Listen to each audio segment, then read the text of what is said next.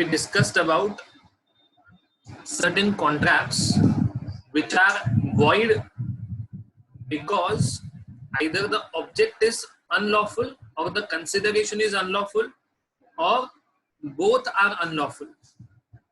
इसमें हमने देखा था कि अगर वो fraudulent है for eyes of law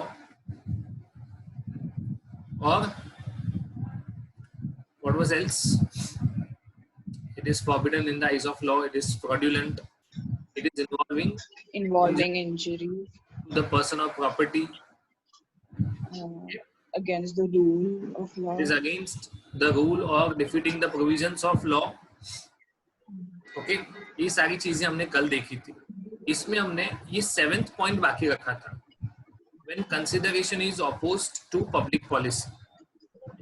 Okay, so whenever we use the term public policy, हम जब भी public policy term का यूज करेंगे तो जब इसकी शुरुआत हुई थी, when it was being used for the first time, या तो इनिशियली जब इसकी है ना यूसेज होना स्टार्ट हुआ, तो पब्लिक पॉलिसी क्या होता है उसको करेक्ट वर्ड्स में डिफाइन करना इतना पॉसिबल नहीं था.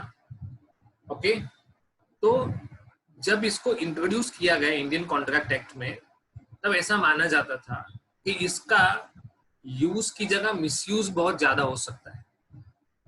जैसे अभी जो प्रेजेंट सिनेरियो है उसमें गवर्नमेंट ने जो हमारा पुलिस डिपार्टमेंट है, ओके, उनको कुछ अथॉरिटीज दी हैं, but we find sometimes that they are misusing the authority. उनको बोला हुआ है कि आप जो भी पब्लिक अगर बिना वजह के बाहर निकलते हैं तो you can take action against them.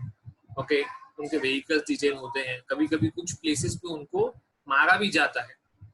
Okay, तो उनको एक फ्रीडम दिया गया है, एक अथॉरिटी दी गई है, पर हमने देखा है कि कभी कभार उस चीज का गलत इस्तेमाल भी होता है. Like our Indian constitution says that you have liberty to speech, है ना, कोई आपको बोलने से मना नहीं कर सकता है. In article 14 from article 14, 15, 16 it is specified, certain fundamental rights are specified.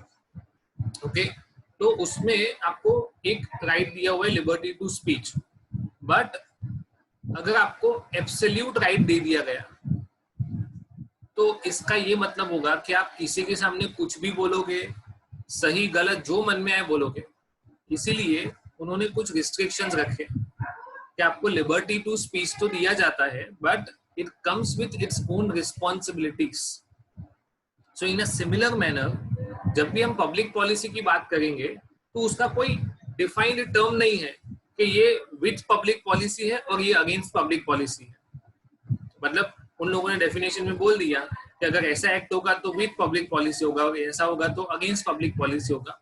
ऐसा कोई क्लियर कट गाइडलाइन नहीं है. It will be up to the court of law to judge whether it is against public policy or not. Okay, but over a course of time, जब ये introduce हुआ और अभी तक में ऐसे कई सारे सिनेरियो हुए हैं जिसको उन लोगों ने यहाँ पे डिस्कस किया हुआ है कि इन चीजों को specifically opposed to public policy माना जाएगा, पर इतनी ही चीजें अपोज्ड टू पब्लिक पॉलिसी में होगा ऐसा नहीं है. It can be more than this, इससे ज्यादा भी हो सकता है. ओके, तो यहाँ पे इसका हम अगर वाइडर मीनिंग करना चाहें तो वो भी पॉसिबल है, और अगर नैरो सेंस में मीनिंग करना चाहें तो वो भी पॉसिबल है. Okay, the freedom to contract may become illusory unless the scope of public policy is restricted. Okay, and in the name of public policy, freedom of contract is restricted by law only for the good for the community. In law, public policy covers certain specific topics. Okay, तो यहाँ पे आपको वो topics के नाम दिए हुए हैं, कौन से टॉपिक्स को अगेंस्ट पब्लिक पॉलिसी माना जाएगा. ओके, सबसे पहला देखते हैं ट्रेडिंग विद एनिमी. ओके, इसमें सिंपली इतने याद रखेंगे कि हमारा जिस कंट्री के साथ वॉर है, if we are at war with any country, तो उस कंट्री के साथ भी ट्रेड नहीं करना है, और उस कंट्री के जो लोग हैं, ओके, वो वर्ल्ड में कहीं पे भी हो, उनके साथ भी ट्रेड नहीं करना है। ओके, सिर्फ कंट्री के साथ ट्रेड करना है ऐसा नहीं। ओके, उस कंट्री के सिटीजन वर्ल्ड में कहीं पे भी हो, उनके साथ ट्रेड नहीं करना। It is quite simple. किसी को दिक्कत है तो पूछ सकते हो। Okay, any trade with person owing alliance to a government at war with India, मतलब कोई भी ऐसा इंसान जो ऐसी गवर्नमेंट के साथ कनेक्टेड है जिसके साथ हमारा वॉर चल रहा है।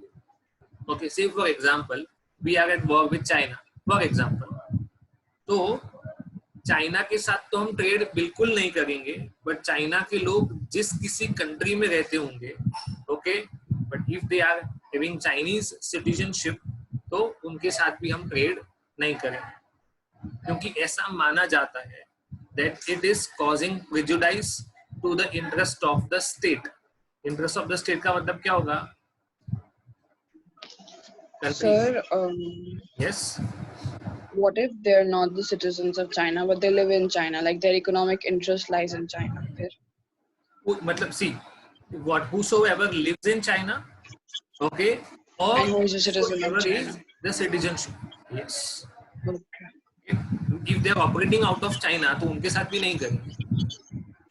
मतलब say for example, Apple is having a major plant in China, okay, उनका बहुत बड़ा, या तो उनके सप्लायर्स वहां पे हैं, मतलब एप्पल जो स्मार्टफोन बनाता है वो उसके उन्होंने ये काम आउटसोर्स किया हुआ है, ओके, और वो मेजर 2 कंपनी है, वो चाइना में है। So if they are operating out of China, then also we are not supposed to trade with them. Okay, चलो, the second part is stifling prosecution. हम इसको स्टिफलिंग प्रोसिक्यूशन ना पढ़ के स्टिफलिंग क्रिमिनल प्रोसिक्यूशन क्या पढ़ेंगे? आप लिखना चाहो तो अभी मेंशन कर सकते हो, so that whenever books are there you can write it again. Stifling prosecution की जगह लिखेंगे stifling criminal prosecution. Okay, okay, what it tries to say. Okay, यहाँ पे एक वर्ड लिखा हुआ है, not to make a trade of felony. Okay, felony का मीनिंग पता है किसी को? Does anybody know what is the meaning of felony? चलो लिखो, felony means grave offense. Grave offense. Okay. So what it tries to say, अगर stifling criminal prosecution को simple words में समझना है तो ऐसा समझ सकते हैं कि आप कोई भी क्रिमिनल एक्टिविटी का केस चल रहा है ना, you have filed a case और somebody has filed a case against you, okay, but the nature of crime was criminal. ऐसा था, it was of a criminal nature. Then in that case अगर आप उस प्रोसिक्यूशन में से कुछ फायदा उठाना चाहते हो, देखो आपको लीगली जो भी कोर्ट कॉम्पनसेशन देगा या आपके साथ जो भी ट्रीटमेंट होगा, वो एक बात है कि आपको कोर्ट ऑफ लॉ ने वो दिया है, पर अगर आप आउट ऑफ कोर्ट कोई ऐसा सेटलमेंट करो जिसको ट्रेड का मीनिंग दिया जाएगा, ट्रेड मतलब मैंने किसी के सामने क्रिमिनल ऑफेंस का केस फाइल किया, उसने मुझे पैसा ऑफर किया कि तुम 20 लाख 50 लाख ले लो और केस छोड़ दो, okay, it is called stifling of criminal prosecution. क्या कहा जाएगा उसको? Stifling of criminal prosecution. मैंने आपको पहले भी बताया था कि लॉ का जो नॉर्मल प्रोसेस है उसको अगर आप डाइवर्ट करने की कोशिश कर रहे हो, you are trying to divert the normal procedure of court of law, then in that case it is considered as stifling, diversion of criminal prosecution. Okay, let me give you practical example, real life example, कुछ साल पहले Fatehganj area में किसी का murder हो गया था। Okay, मतलब जो सेफरन कॉम्प्लेक्स वाला साइड है वहां पे किसी का मर्डर हो गया फॉर एग्जाम्पल। ओके, तो मतलब ऐसा होता है ना कि किसी एक लोकेलिटी में हम लोग रहते हैं तो कुछ एनमिटी की वजह से या कोई भी एक पर्टिकुलर रीजन की वजह से वो एक्सट्रीम स्टेप ले लिया गया। Okay, but later on the person who killed, okay, जिसने मर्डर किया था, उसने सामने वाली फैमिली को 50 लाख रुपए का कंपनसेशन ऑफर किया। Okay, so the family agreed to that thing कि ठीक है, तुम हमें 50 लाख रुपए दे दो, हम तुम्हारे सामने जो केस फाइल किया हुआ है या फाइल करने वाले हैं उसको वापस ले लेते हैं। So it is called trade of felony. क्या कहा जाता है उसको? Trade of felony. किसी को डाउट है, डिफिकल्टी है तो पूछ सकते हैं।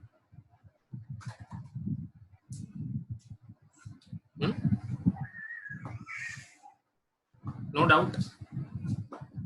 चलो एक और एग्जांपल लेते हैं।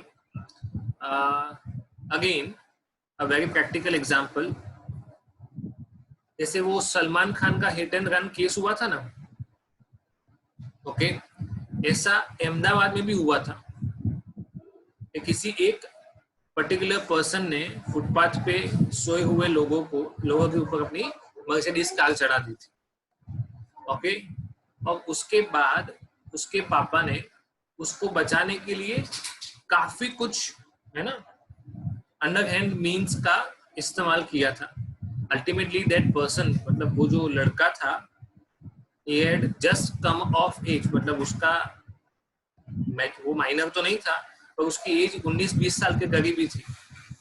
ओके, उसको बचाने के लिए उसके पापा ने काफी कुछ अटेम्प्ट्स किए थे बट वो फाइनली हो नहीं पाया।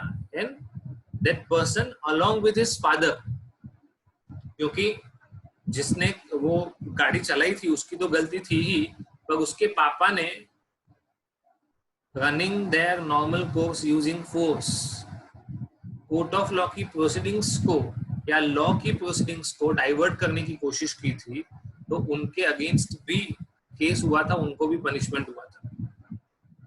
Is it okay? एग्जाम्पल देता हूँ। समझो कि कोई एक इंसान बैंक में जॉब करता है और उसने किसी की डुप्लीकेट साइंस करके या कुछ फॉर्जरी करके बैंक को नुकसान पहुंचाया कुछ लाखों करोड़ों रुपए का। ओके, जैसा पंजाब नेशनल बैंक में हुआ था। ओके, जो निगम मोदी वाला केस है, it is a standard case. ये 2 एम्प्लॉइज की वजह से इतना बड़ा नुकसान हो गया, 12,000 crore rupees. Okay, now in that case जिसने ये फ्रॉड किया उसके फैमिली मेंबर, है ना, बैंक मैनेजर को बोलते हैं कि आप इसके सामने केस मत करो, हम आपको चाहे इतना पैसा देने के लिए रेडी हैं, या किसी भी तरह से जो नॉर्मल लॉ की प्रोसीजर है उसको डाइवर्ट करना चाहते हैं। It is called stifling of criminal prosecution. मैं इंटेंशनली क्रिमिनल वर्ड यूज कर रहा हूँ क्योंकि यहाँ पे हर एक वही बात होगी जो क्रिमिनल लायबिलिटी वाला है। सिविल लायबिलिटी में हो सकता है कि तुम किसी के सामने फाइल किया हुआ केस वापस ले सकते हो, बट क्रिमिनल लायबिलिटी में वो पॉसिबल नहीं है। You have to file a case. Okay, और अगर एक बार केस फाइल हो गया तो उसको वापस नहीं लेना है, या उसका ट्रेड ऑफ फेलेनी, हाँ, तुम अपनी मर्जी से वापस लो, किसने तुमको धमकी ना दी हो, पर तुमको लगता है कि अभी ठीक है, जिसको जाना था वो चला गया, अभी केस करके कुछ मिलने वाला नहीं है, okay, unnecessary court of law की प्रोसीडिंग्स में जाना नहीं है, तो वो तुम्हारी चॉइस है, तो ठीक है। बट कोई फोर्सफुली तुम्हारे पास से ये करवाता है तो वो गलत है। ओके, अब इसमें एक और वर्ड लिखा हुआ है, कई सारी बात, compoundable offences. Okay, compoundable offences का मतलब ये होगा कि समझो कोई एक पर्टिकुलर पर्सन ने किसी एक पर्टिकुलर टाइम पे एक से ज्यादा क्राइम किए हो, तो बैंक में रॉबरी करने गए तो रॉबरी भी किया और बैंक मैनेजर को मारा, ओके, वहां की प्रॉपर्टी को डैमेज किया, ओके, किसी को थोड़ा सा मतलब किसी को मारा, किसी का मर्डर हो गया, तो क्या ऑफेंसेस एक टाइम पे ही हो गए? All the offences are happening at one time, okay, but they are all chargeable under different sections of law. Murder और अटेम्प्ट टू मर्डर दोनों का सेक्शन अलग अलग होता है, ओके, रॉबरी का सेक्शन अलग होता है, damaging the property of bank उसका सेक्शन अलग होता है. So a number of offences are committed. Now एक ऑफेंस के लिए 7 साल की सजा है, एक ऑफेंस के लिए 5 साल की सजा है, एक के लिए 1 साल की सजा है. सो जिसके सामने ये केस चल रहा है उसको बोलेंगे देखो 7 साल, 5 साल, 1 साल और 6 साल, तो टोटल मिला के तुम्हारे 19 साल होते हैं. तो you have to serve in jail for 19 years. Okay, so इस तरह से जजमेंट नहीं दिए जाते. In this way the judgements are not given. Okay, court of law क्या कहेगा, एक काम करो, इसको 8 साल के लिए पनिशमेंट दे दो, डिपेंडिंग अपॉन देयर एनालिसिस, है ना. ये रैंडम नहीं होता है, उनको ये भी जस्टिफाई करना पड़ता है कि हमने कितना ये जो टाइम पीरियड का इनको इम्प्रिजनमेंट दिया है वो क्यों दिया है. ओके, तो मैंने नंबर ऑफ केसेस का एक कॉमन पनिशमेंट दे दिया, अलग अलग पनिशमेंट नहीं दिया. Okay, but it should be compoundable. Compoundable का मतलब क्या होना चाहिए कि ऐसा करना अलाउड होना चाहिए. क्या करना अलाउड होना चाहिए?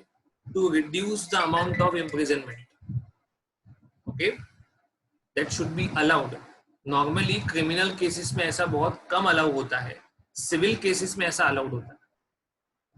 Okay, but still they have given a statutory list कि आप कौन से ऑफेंसेस को कंपाउंड कर सकते हो और कौन से ऑफेंसेस को कंपाउंड नहीं कर सकते हो, विथ और without the permission of court.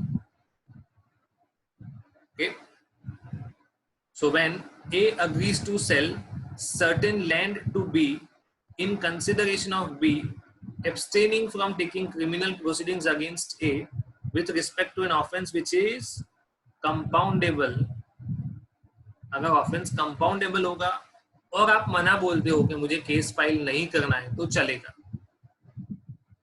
If the offense is compoundable मतलब there is a possibility of reduction in the amount of penalty or punishment.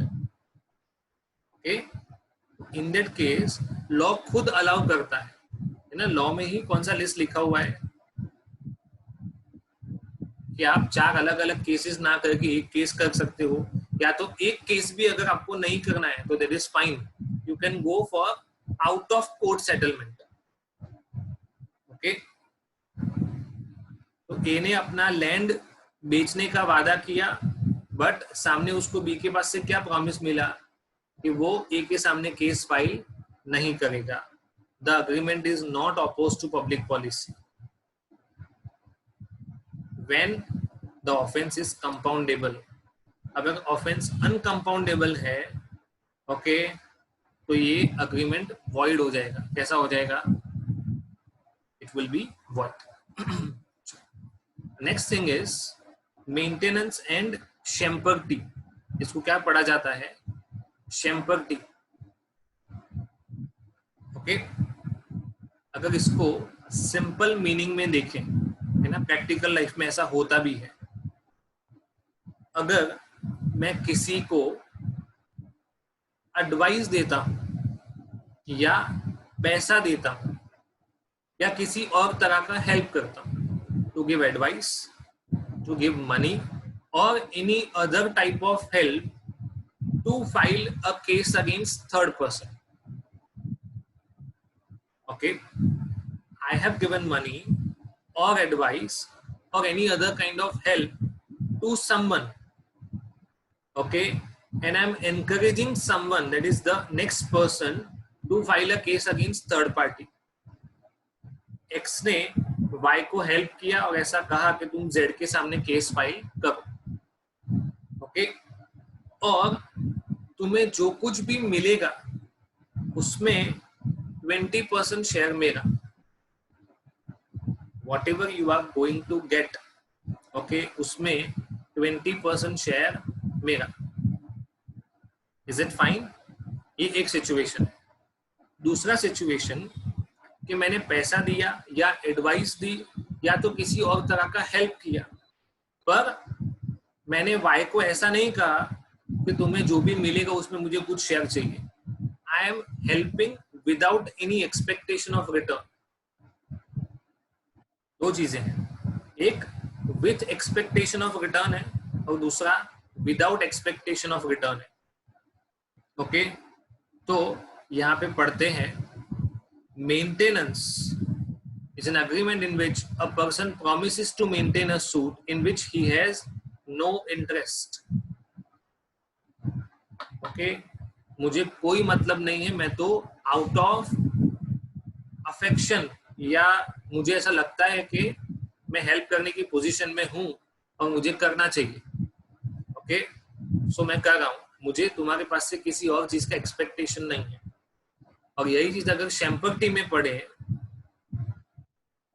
is an agreement in which a person agrees to assist another in litigation in exchange of a promise to hand over a portion of the proceeds. मतलब उसको interest है कि तुमको जो भी मिलेगा उसका 20% या 30% मेरा है। ओके, ये दोनों चीजें वैलिड हैं, ये दोनों चीजें वैलिड हैं, इंडिया में अलाउ किया जाता है, unless it is unreasonable so as to be unjust to the other party. It is unreasonable so as to be unjust to the other party. मतलब मैं जिसको हेल्प कर रहा हूँ उसके पास से मैं पैसा डिमांड तो कर रहा हूँ, पर मैं ऐसी कोई डिमांड कर रहा हूँ जो अनरीजनेबल है, तो ये कॉन्ट्रैक्ट हो जाएगा वॉइड। और it is made by a malicious motive like that of gambling in the litigation or oppressing other party by encouraging unrighteous suits and not with bona fide object. इसका simple meaning ऐसा समझते हैं कि मैंने किसी को पैसा दिया और उसको एनकरेज किया कि तुम थर्ड पार्टी के सामने केस फाइल करो, बट सिचुएशन ये था कि कोई केस बन ही नहीं रहा था। There was no possibility of filing a case against third party, but like I am X and I have given money or loan or advice or any other kind of help to Y, और Y को ऐसा कहा कि तुम Z के सामने case file करो, तुम्हें जो भी नुकसान होगा वो मैं तुम्हें दे दूंगा, पर मेरा मैलिशियस मोटिव है कि मैं Z की इमेज खराब करना चाहता हूँ, किसी तरह से उसको परेशान करना चाहता हूँ। Okay, then the court will regard the same type of agreement as void. Okay, हमने अभी तक तीन चीजें पढ़ी हैं, trading with enemy, stifling criminal prosecution and maintenance and sympathy. Okay, maintenance में आपको किसी भी तरह का रिटर्न में इंटरेस्ट नहीं होता है। हाँ, आपने जो पैसा दिया था वो आप वापस लोगे, कुछ एक्स्ट्रा शेयर चाहिए उसमें कोई आपको इंटरेस्ट नहीं है, शैम्पर्टी में वो है। Okay, fine enough, not an issue. But अगर वो अग्रीमेंट में टर्म्स ऐसे हैं जो अनरीजनेबल है, अनजस्ट है, तो या तो जो आपको मोटिवेट कर रहा है केस फाइल करने के लिए उसका मोटिव मालाफाइड है, okay, against good faith, in that case the court will regard such type of agreement as void. Okay, number 4, traffic relating to public offices. Traffic नहीं बोलेंगे उसको, ट्रैफिकिंग बोलेंगे। क्या कहेंगे? Trafficking in public offices. Okay, what is the meaning of this thing, trafficking in public offices?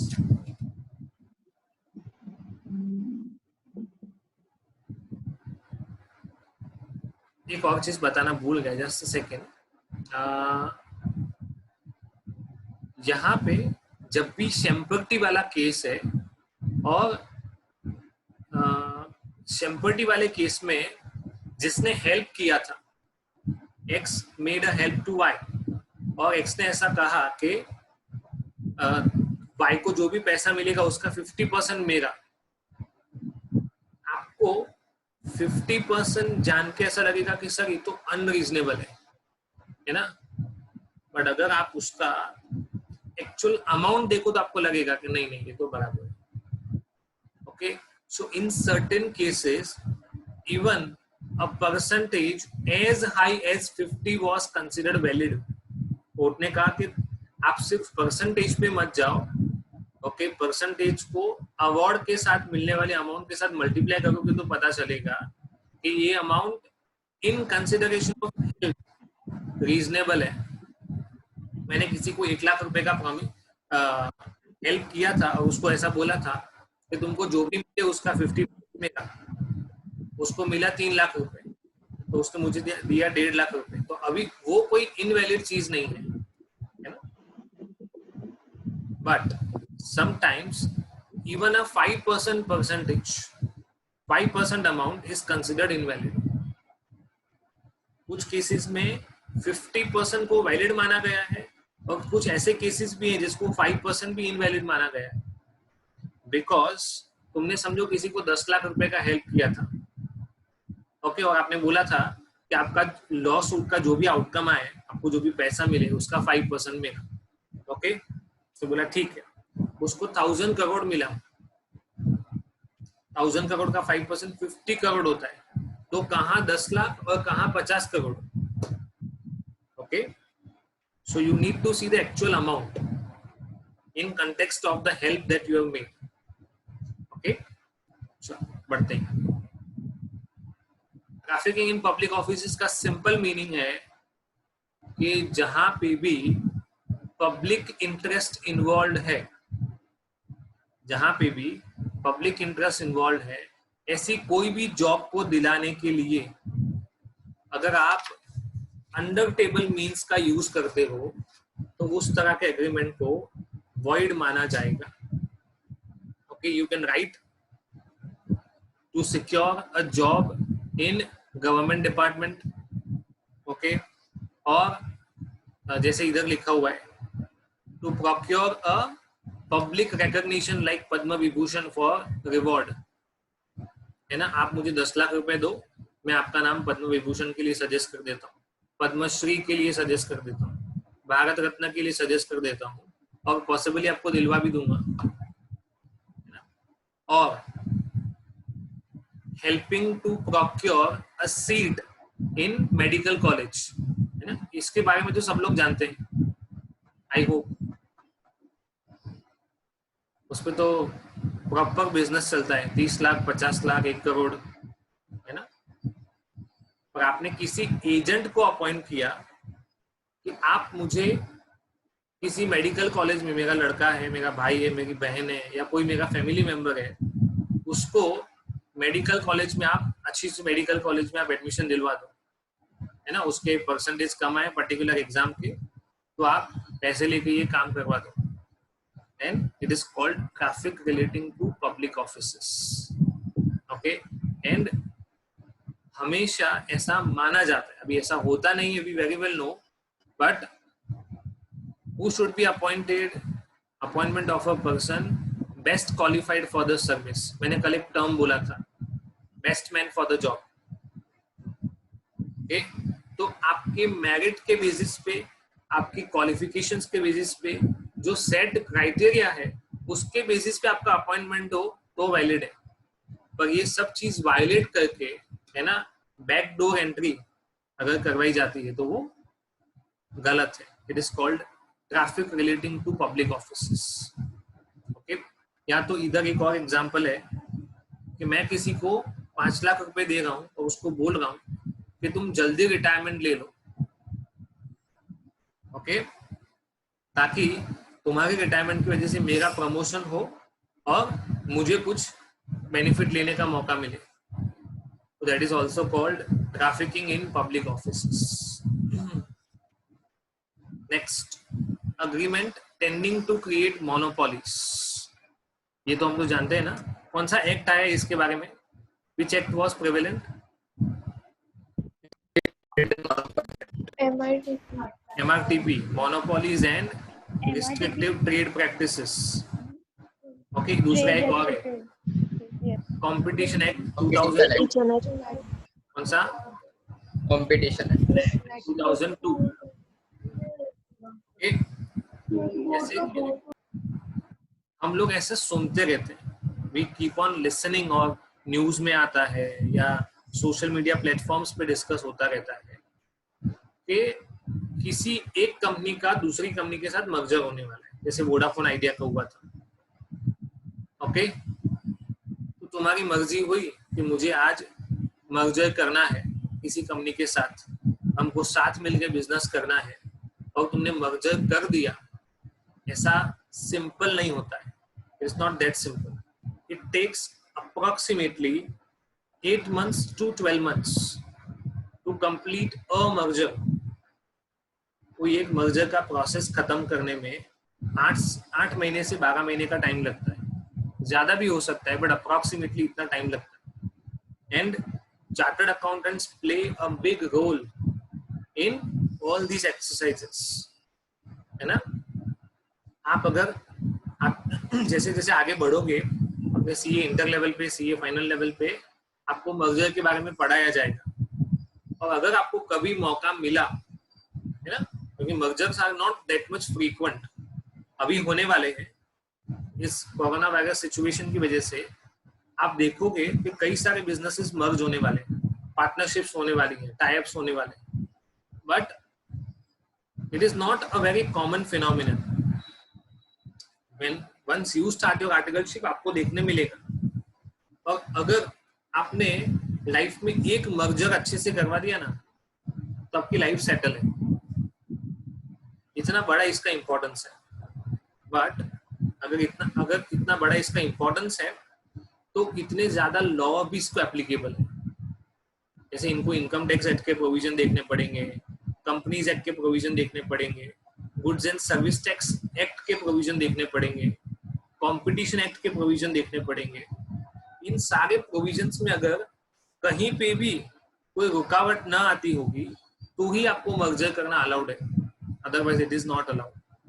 And you have to file application, you have to give an application to CCI।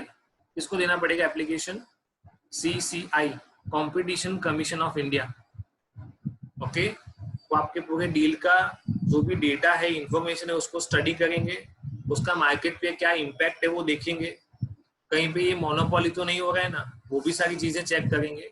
और उसके बाद okay, after that they will allow you for a merger, है ना, कि आप साथ मिलकर business कर सकते हैं।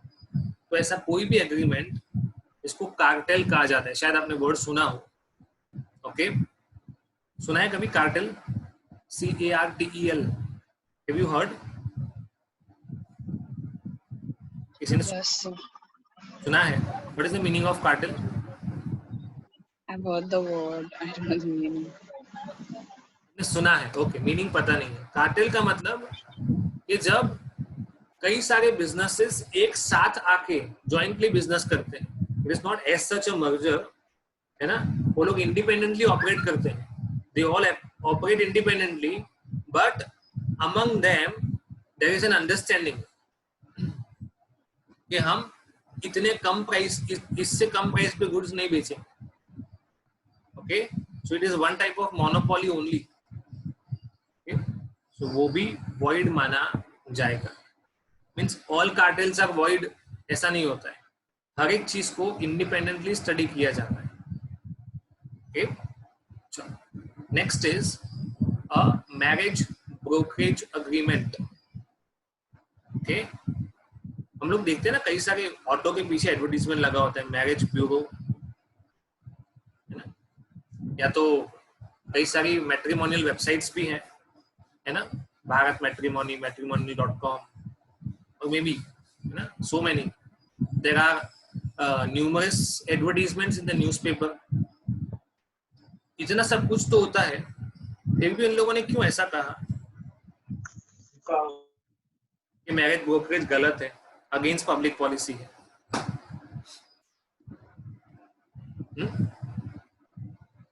ऐसा क्यों बोला?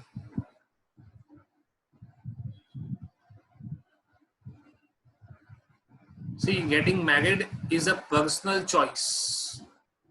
Getting married is a personal choice. Okay, इसमें दो लोगों की फैमिली, उससे ज्यादा किसी का भी एज सच रोल प्ले नहीं होना चाहिए। चलो रोल प्ले है भी सही, कुछ और फैमिली मेंबर्स ने मिलके आपको है ना प्रेशराइज किया या मनाया समझाया, ऐसा होता रहता है, इट हैपेंस। ओके, बट उसके अगेंस्ट आपका कोई कमीशन या ब्रोकरेज नहीं होना चाहिए। मतलब हम शादियां करवाते हैं ऐसा एडवर्टीजमेंट लिखो, ओके, तब तक ठीक है ना, पर हम शादी करवाने के लिए पैसा लेते हैं तो वो गलत है। ओके, चलो ज्वाइन करो, फिर से कंटिन्यू करते हैं।